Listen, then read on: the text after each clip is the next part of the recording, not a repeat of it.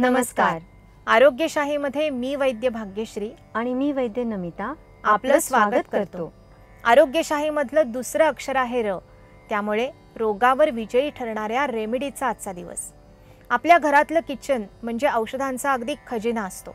यातल्या काही रेमेडीज तर अशा असतात की त्या अगदी मोठ्या औषधालाही मागे टाकू शकतात.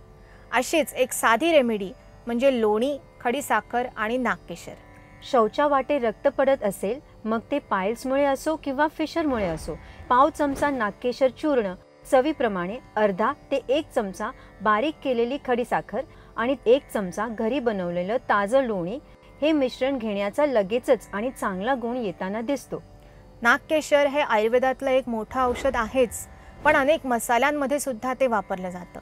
नावाप्रमाणेच नागकेशर हे खरं म्हणजे फुलामधलं एक केशर असतं.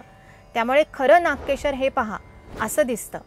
पण असं शुद्ध नागकेशर मिळणं खूप अवघड असतं आणि मिळालं तरी ते महागही तितकंच असतं. हो, पण म्हणून तर त्याचा इतका चांगला गुण येतो ना. जसं श्री गुरुजी सांगतात, किचन असो का फार्मसी, क्वालिटीमध्ये कॉम्प्रोमाइज करण्याची सवय नंतर औषध पाण्यावर अनेक पटीने खर्च करायला भाग पाडते. त्यामुळे कायम शुद्ध आणि चांगल्या क्वालिटीच्या गोष्टी वापरणं हेच श्रेयस्कर.